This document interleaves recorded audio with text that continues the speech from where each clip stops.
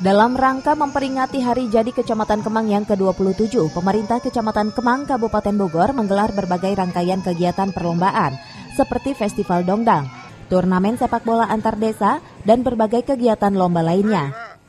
Camat Kemang Edi Suwito mengatakan kegiatan Hari Jadi Kecamatan Kemang ke-27 yang pertama kali dilaksanakan itu sebagai bentuk rasa syukur warga Kecamatan Kemang dan diharapkan para kepala desa bisa kompak dan membangun kebersamaan agar Kecamatan Kemang bisa lebih maju. Sementara itu perwakilan Kepala Desa Kecamatan Kemang Muhammad Sutisna mengapresiasi acara Hari Jadi Kecamatan Kemang ke-27 yang perdana dilaksanakan itu. Kita merupakan acara puncak Hari Jadi Kecamatan Kemang yang ke-27.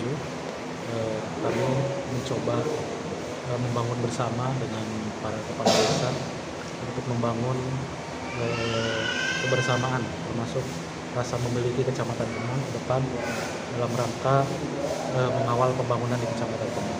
Alhamdulillah, walaupun di tahun yang ke-27 Kecamatan Kemang baru perdana kita melaksanakan memperingati Hari Jadi Kecamatan Kemang, dan ini sebagai pintu awal agar rasa memiliki terhadap Kecamatan Kemang bagi warga masyarakat Kemang itu lebih dalam lagi.